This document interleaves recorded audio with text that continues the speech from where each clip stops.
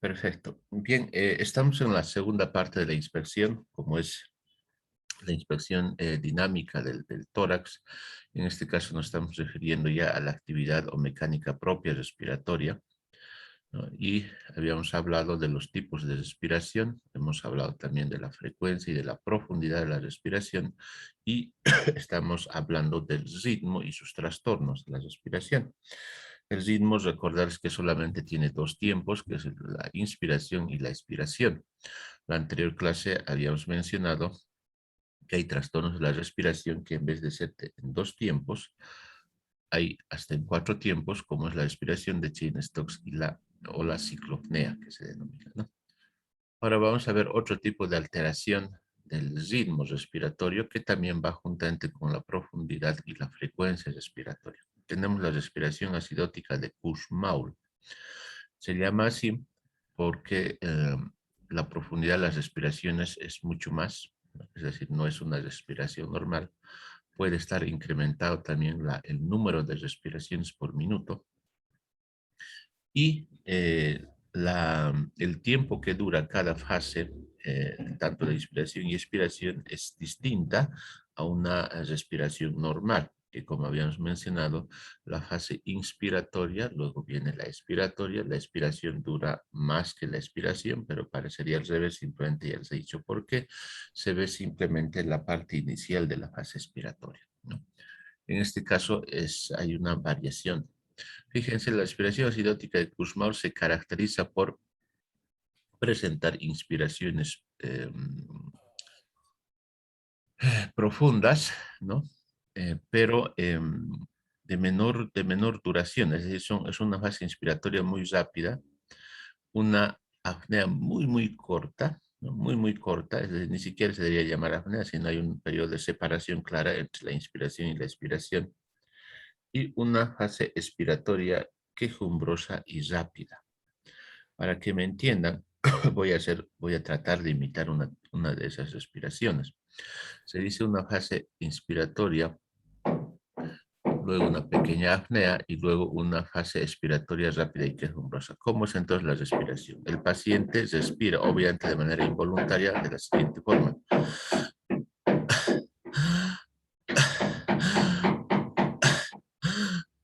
O sea, esa es la respiración acidótica o de Kussmaul que nosotros decimos, ¿ya?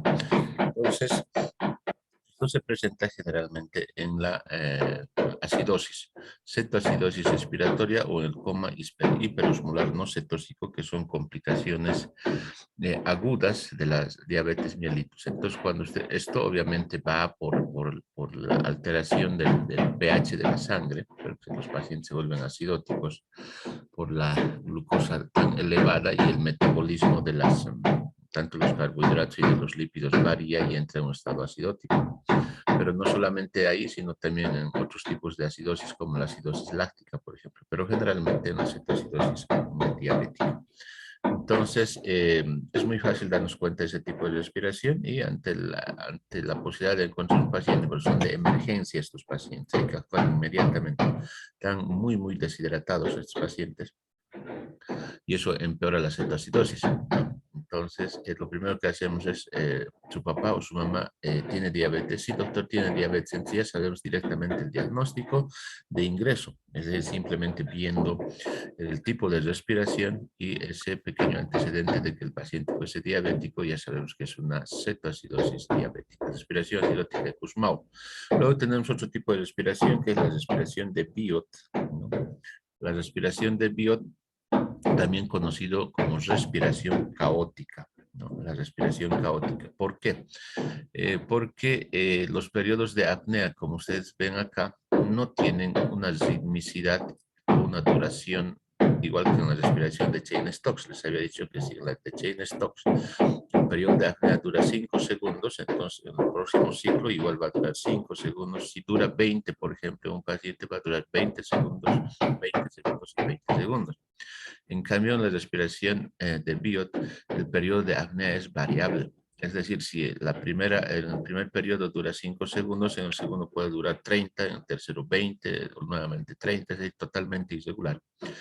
Lo mismo pasa con la profundidad de las respiraciones. Como ven acá ustedes, esta es de menor amplitud que esta otra, ¿no? Hay solamente 4 inspiraciones, acá existe 5, puede haber más, etcétera. Es decir, es una irregularidad total, por eso también se llama respiración caótica, haciendo referencia más o menos a lo que habíamos hablado en el estudio del pulso, si se acuerdan, ¿no? El pulso caótico, habíamos dicho, donde llegamos a un diagnóstico de fibrilación auricular, no es la única que produce ese tipo de caos total en el pulso. En este caso, en la mecánica respiratoria se habla de respiración de Biot, que son respiraciones totalmente irregulares con periodos de apnea variables. ¿En qué casos encontramos este tipo de respiraciones? Fundamentalmente en procesos de índole infeccioso neurológico, es decir, una meningitis. En una meningitis vamos a encontrar este tipo de respiración y también en procesos expansivos tumorales cerebrales, es decir, lesiones ocupantes de espacio, fundamentalmente tumores, no tanto hemorragias, isquemias, etc. Entonces, en los tumores cerebrales cercanos al bulbo van a encontrar este tipo de respiración, respiración de Biot. Luego vamos a encontrar otro tipo de respiración, que es esta imagen que tenemos acá, se denomina respiración paradójica, o el fenómeno de Kienbock, con K de kilo, Kienbock. Se denomina respiración paradójica por la siguiente razón. Si ustedes ven, bueno, hagan de cuenta que esta imagen es un paciente que está en decúbito dorsal, lo mismo. Durante la inspiración, el tórax se expande, lo mismo que el abdomen se expande. Y durante la expiración, el tórax debería de retroceder, ¿no? Como en este caso. Pero, y el abdomen tendría de aplanarse. Bueno, eso es la mecánica normal. Durante la inspiración, ambos se expanden de manera simultánea y durante la expiración, por la eliminación del aire, entonces por el retroceso elástico debería de aplanarse. En cambio, la respiración paradójica es de la siguiente forma. Durante la inspiración, en vez de expandirse, el abdomen se deprime o se hunde. Y durante la expiración, cuando el tórax se aplana o llega a su posición original, en este caso se abomba el abdomen, causando una especie de fenómeno de balancín, o la balanza, o el, ¿cómo se llama esto? Cuando uno va al parque, que se llama balancín, ¿no? Que es el sube y baja que dicen, ¿no es cierto? Entonces, parecido a eso, ¿ya? ¿Esto qué significa? Esto significa agotamiento muscular, agotamiento de la musculatura respiratoria. Quiere decir que el paciente ha hecho demasiado esfuerzo para respirar, que sus músculos se están agotando de tanto trabajar para mantener una respiración. Y al agotarse existe una discoordinación entre los músculos respiratorios, tanto del abdomen como del tórax. Eso es un signo muy importante, chicos, para que ustedes ya inmediatamente estén preparando su par de guantes, su laringoscopio, para y encender su respirador mecánico para poder intubar al paciente. Cualquier dato de este paciente podría ser parada respiratoria, respiración paradójica. Pero también pueden encontrar este término de respiración paradójica en los casos de tórax inestable, es decir, sin la participación del abdomen. En el tórax inestable, cuando existen fracturas de 3 o más costillas, entonces cuando el paciente respira, esas 3 costillas, en vez de expandirse juntamente con el resto del tórax, lo que hace es deprimirse, ¿sí? Es decir, se hunde. Por eso se llama tórax inestable. Y eso también hay que tener muchísimo cuidado con el antecedente de que el paciente haya sufrido un trauma, un golpe, una contusión, qué sé yo, accidente de tránsito. Siempre hay que sospechar que pueda haber fracturas costales. Entonces, en este tipo de pacientes lo que hay que hacer es tratar de inmovilizar el tórax para evitar mayores lesiones pulmonares. Puede ser un neumotórax, por ejemplo, puede ser un hemotórax o un hemoneumotórax, por las fracturas costales estoy hablando. Entonces, respiración paradójica significa fatiga muscular por incoordinación de los músculos respiratorios, ¿no? Eso es en insuficiencia respiratoria aguda, cuando ya se han agotado los músculos. Antes de la parada respiratoria, por si acaso. Es respiración paradójica. Y finalmente, chicos, vamos a hablar, aquí voy a anotar, de un término que también se denomina respiración de Gasping. Voy a tratar de escribir acá. Bueno, con este lápiz no se puede. Gasping.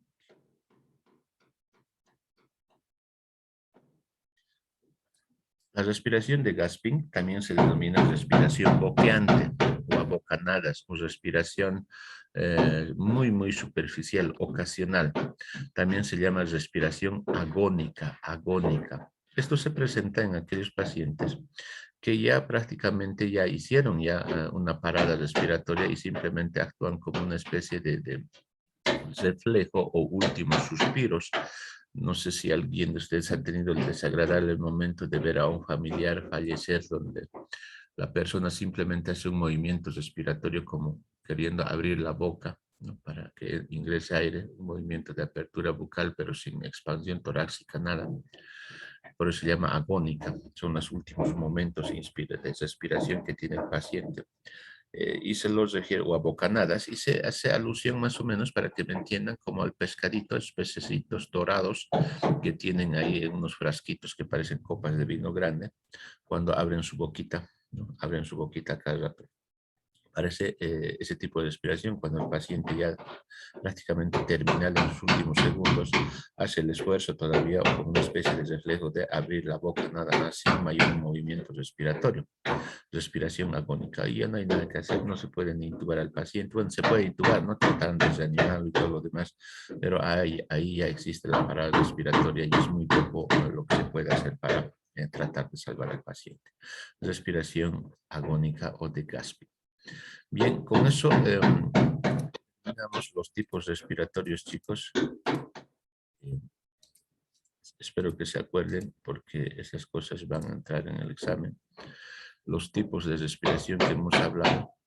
Y para terminar, un pequeño recordatorio nada más de lo que es la inspección del tórax o del aparato respiratorio, iniciando por el tórax. Obviamente tenemos la inspección estática y la inspección dinámica. En la inspección estática ustedes tienen que ver los tipos o la forma del tórax, sus alteraciones superficiales, si hay abovedamientos, retracciones, hundimientos, heridas, fístulas, o cualquier otro tipo de circunstancia, ya sean lesiones elementales de la piel, etcétera, que nos llamen la atención.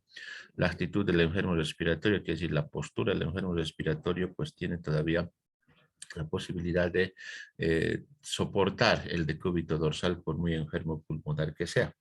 En cambio, un enfermo cardiológico no, siempre está en decúbito Fowler o semi-Fowler. En cambio, el enfermo respiratorio, por la disnea estoy hablando, puede tolerar tranquilamente la postura del decúbito dorsal.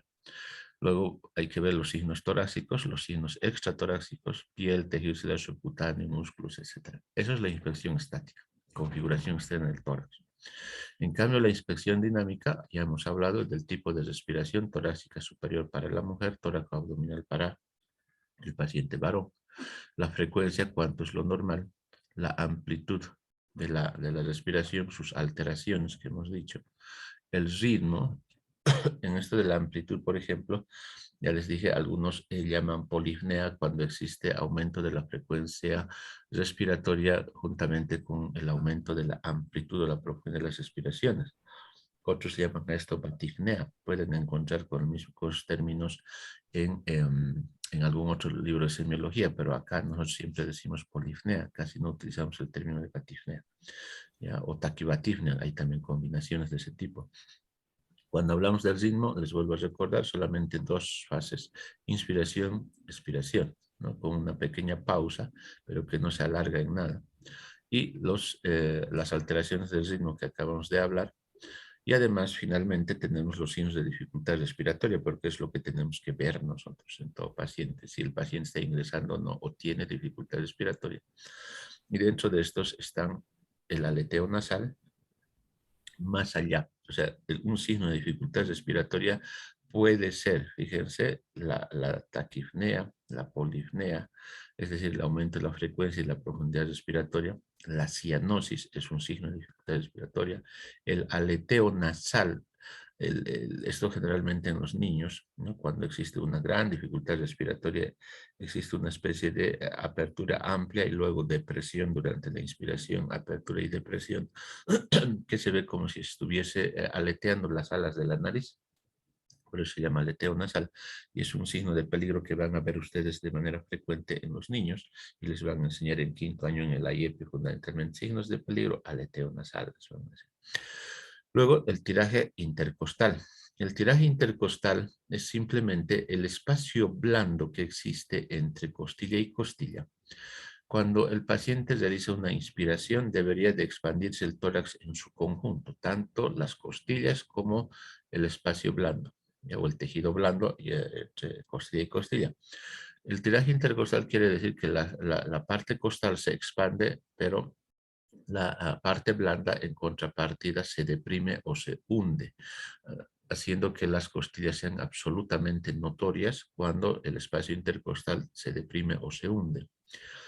Eso se llama tiraje intercostal.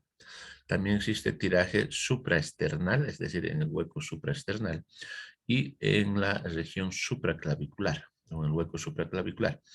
Como les decía, todos estos, en vez de que el tórax empuje hacia arriba, es decir, se expanda para recibir la cantidad de aire durante la inspiración, la parte blanda tiende a deprimirse.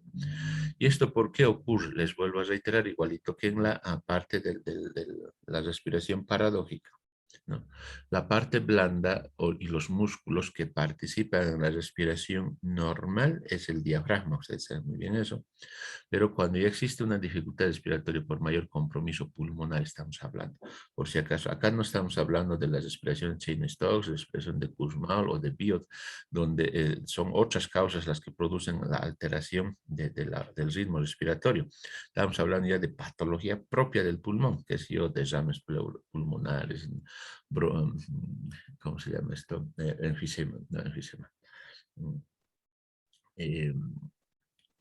Líquido en hemotórax, por ejemplo, quilotórax, neumotórax, etcétera, en el que no existe, o atelectasia pulmonar, bueno, eso quería acordarme, la atelectasia, que es un colapso de los alveolos.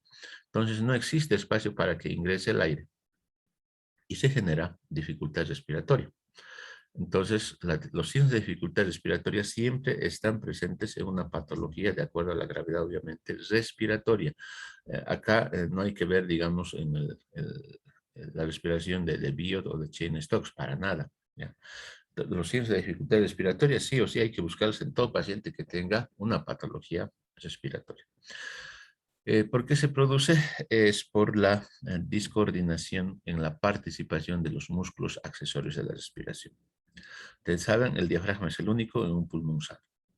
Pero cuando existe alguna patología pulmonar, entonces, y el diafragma ya no es suficiente, se está agotando, participan otros músculos, intercostales externos, intercostales internos, el esternocleidomastoideo, escalenos, etc. Y esto genera ese tipo de incoordinación y obviamente algunos trastornos en cuanto a lo que es el cambio de la presión de aire dentro de la caja torácica. Y nos va a dar estos signos que les estoy diciendo, conocidos como tiraje intercostal, que es muy frecuente encontrar.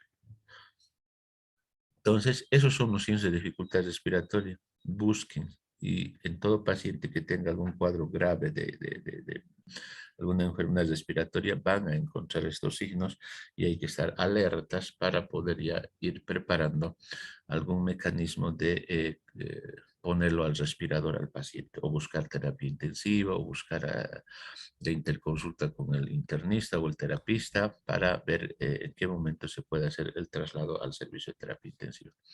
Muy bien, con eso terminamos, chicos. Simplemente fíjense la inspección del aparato respiratorio, incluyendo el tórax, la estática y la dinámica. No sé si tienen alguna pregunta hasta acá. Adelante, chicos, el micrófono está con ustedes.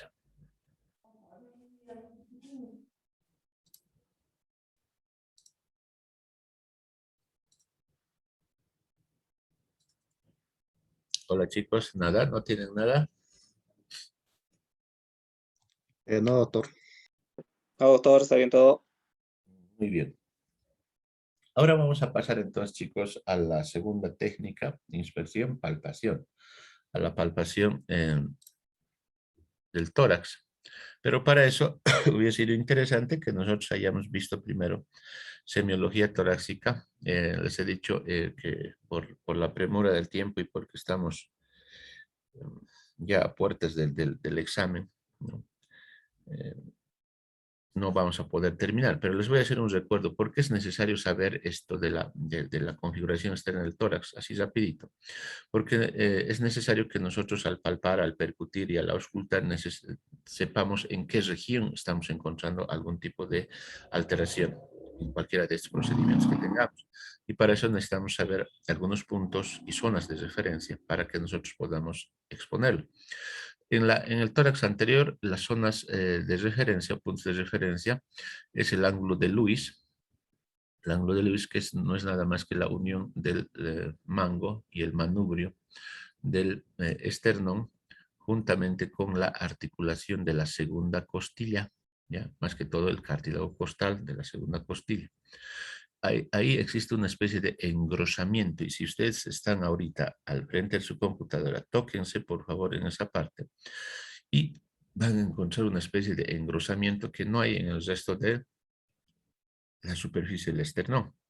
Entonces, a partir de ahí, ustedes ya saben que ahí se articula el segundo cartílago costal, porque el primero está por debajo de la clavícula, ¿ya? La primera costilla. Una vez que encuentren el ángulo de Lewis, fácilmente ustedes pueden contar hacia abajo el tercero, cuarto, quinto, sexto, séptimo, octavo, etcétera, cartílagos costales o costillas.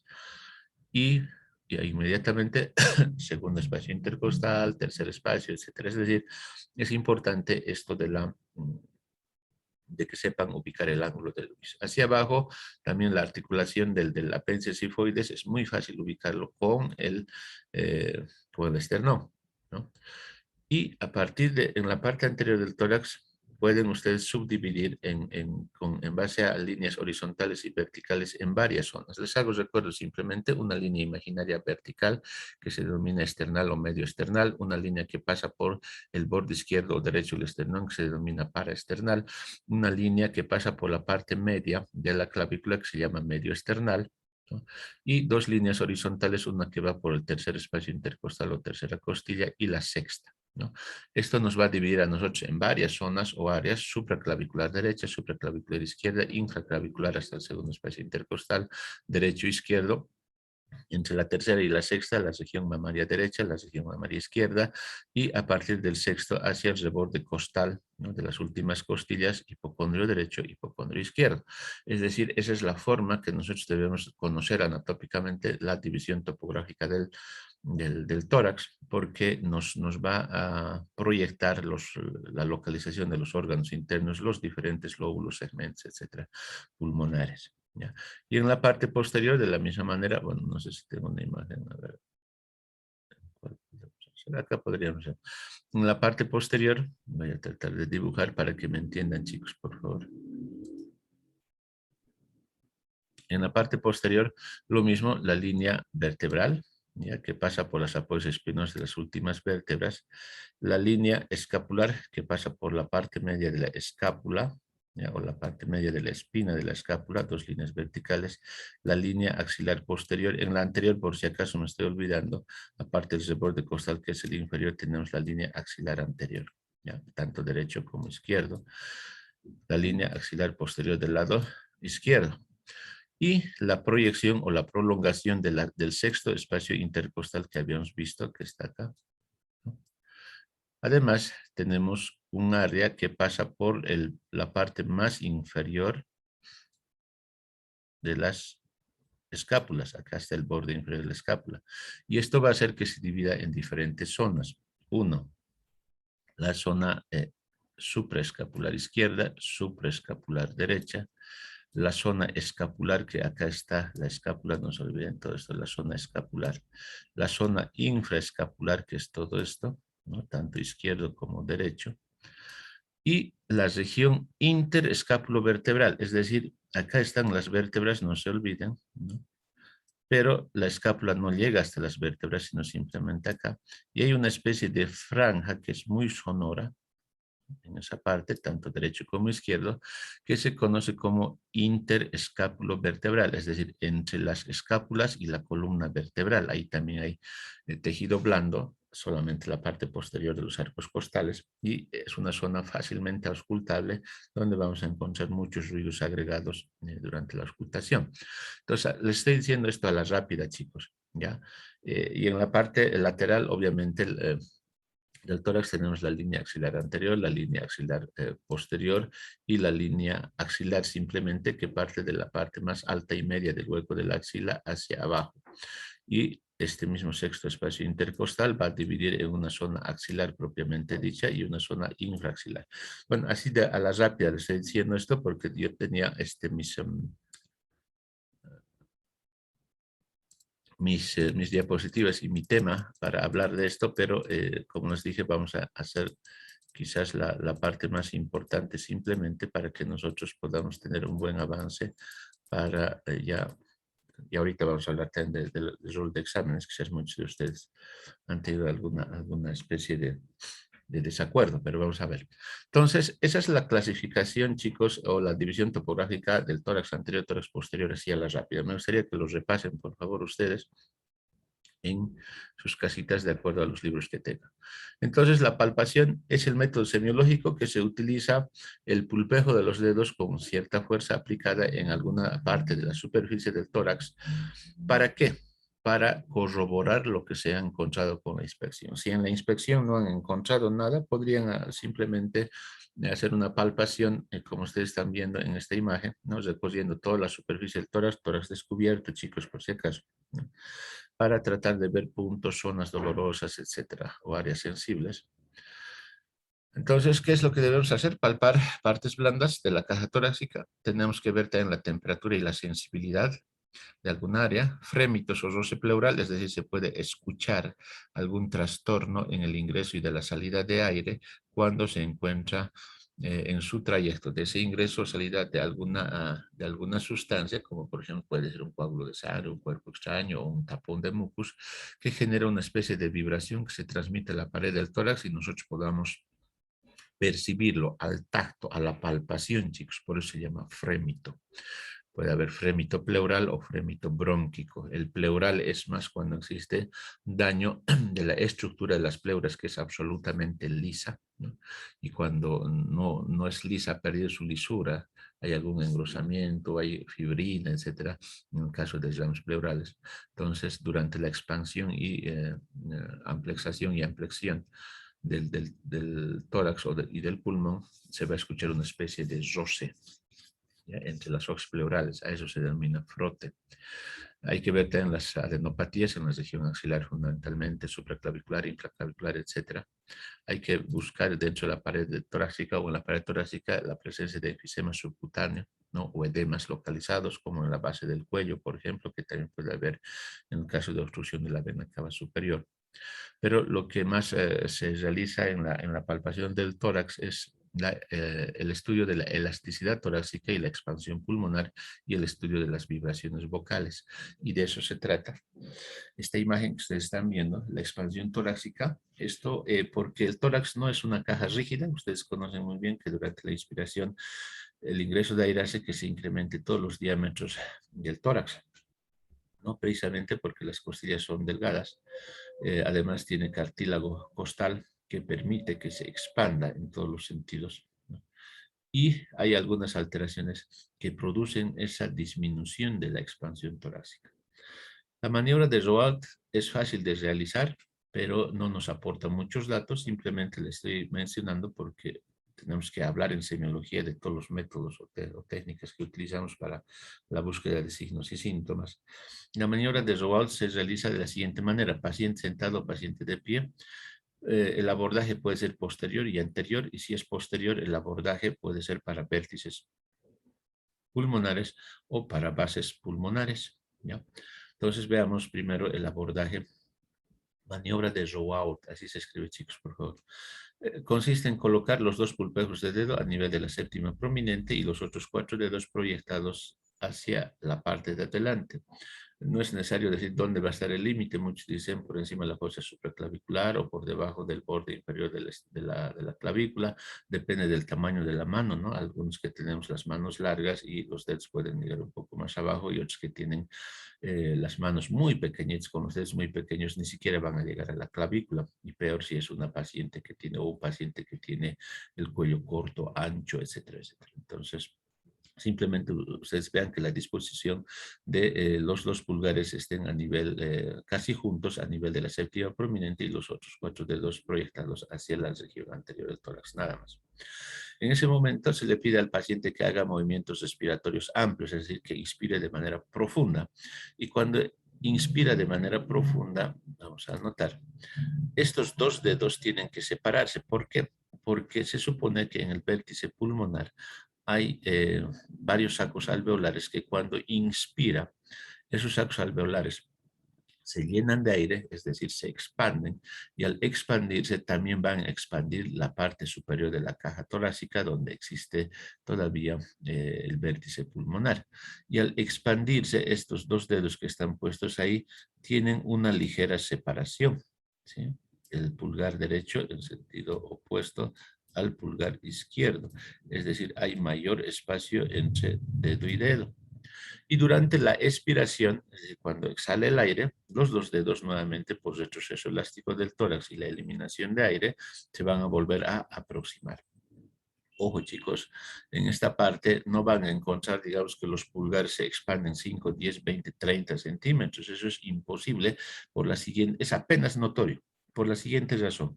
Primero, ahí arriba ya no hay mucho parénquima, ¿no? Es solamente la puntita del pulmón o el vértice pulmonar.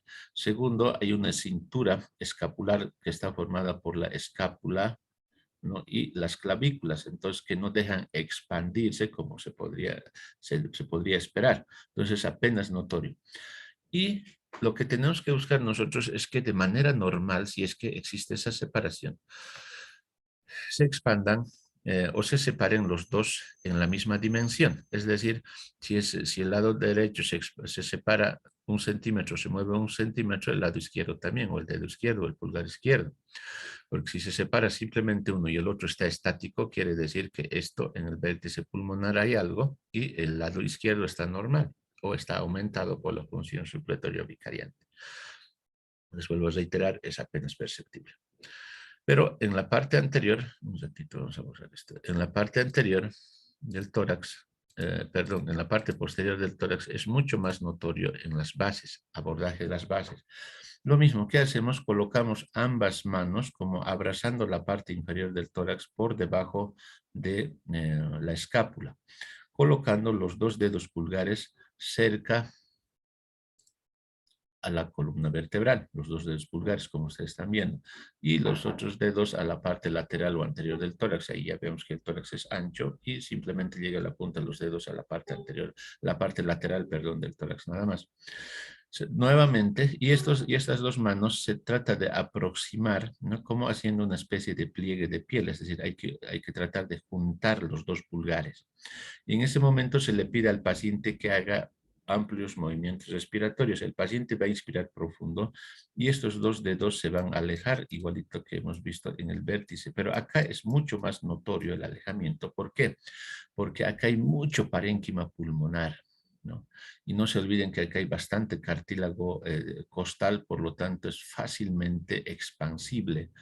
Entonces, acá sí van a ver ustedes que los dedos se pueden mover 4, 5, 8 centímetros de distancia de separación. ¿Ya? Y durante la expiración, por el retroceso elástico de la caja torácica, los dedos se van a volver a aproximar a la posición original. ¿Qué es lo que buscamos? Que los dos dedos se expandan en la misma magnitud. Igual, si este dedo se expande muy poquito y este otro se expande mucho, quiere decir que hay algo acá. Puede ser un derrame pleural, puede ser una masa tumoral, puede ser un bloque neumónico grande, puede ser una atelectasia, puede ser un fibrotórax, lo que sea. ¿Ya? Y en cambio este no tiene ninguna patología y se expande de manera normal, o sea, es orientativo. Ahora, el abordaje anterior ¿no? Para, según la maniobra de Rowald, es lo siguiente: el paciente de pie o sentado al borde de la camilla, el médico por delante dispone las manos o coloca las manos abrazando, igual que en la parte posterior, pero teniendo el cuidado mucho en el sexo femenino, porque acá está la glándula mamaria. Es más, no hacemos, por si acaso les estoy diciendo esto, pero sepan que sí se hace este procedimiento, que si en algún momento les pregunten en la visita médica, digan sí, la maniobra de Rowald, abordaje anterior. ¿Cómo se disponen las manos? Por el reborde costal, ¿no? Acá está el reborde costal. Abrazando el reborde costal y colocando el pulgar de los dedos a la altura del apéndice sifoides, ¿ya? Del apéndice sifoides con los dos pulgares casi juntos. ¿Para qué? Para nuevamente pedir al paciente que haga movimientos inspiratorios profundos y buscar nuevamente la separación en direcciones opuestas de ambos pulgares, ¿no? Esto para buscar lo mismo que estamos hablando tanto en vértice y en la base abordaje posterior. Es muy fácil, es muy sencillo. Y el abordaje anterior para vértices, simplemente voy a tratar de dibujar, colocar los dedos de las manos, ¿no?, por debajo de la clavícula o del borde inferior de la clavícula, ambas manos por si acaso, ¿no?, por debajo del borde anterior de la clavícula, y pedirle al paciente, puede estar de pie, sentado, puede estar recostado, ¿no? Se le pide al paciente que haga una inspiración profunda y que exhale también profundo.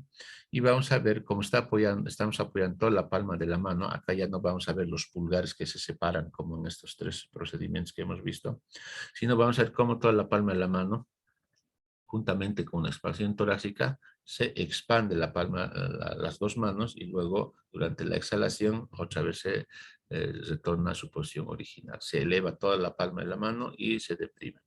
Eso es lo que nosotros vemos en el abordaje anterior. Todo esto, chicos, les reitero, no se hace de manera rutinaria. Ustedes han ido al médico, no les han hecho. Han ido con sus familiares, no les han hecho y no les van a hacer aunque vayan 1000 veces, porque esto aporta muy pocos datos clínicos semiológicos, y segundo, por la incomodidad, tercero, porque se pierde mucho tiempo al hacer este tipo de situaciones, y a veces depende mucho de captar o de tener una muy buena visión y una buena percepción de lo que está ocurriendo en el tórax. Es decir, no estoy diciendo que es inútil, pero si todos los médicos no lo hacen, imagínense, es porque realmente aporta muy pocos datos, aparte de la incomodidad en el sexo femenino y todo lo demás. Pero sepan que existe la maniobra de Rowald. No sé si tienen alguna duda o alguna pregunta hasta aquí, chicos. Acá tenemos la misma imagen, como se está haciendo. Esto es con un paciente, ¿no?, cómo se coloca las manos y el pulpejo, perdón, y los dedos pulgares cercanas a la columna vertebral. Lo mismo el abordaje anterior. Acá es mucho más, está en la región mamaria prácticamente. Imagínense colocar sus manos en las glándulas mamarias de una paciente. Es muy incómodo, ¿no? Por eso es que no se hace. Muy bien, chicos, no sé si tienen alguna duda hasta ahí.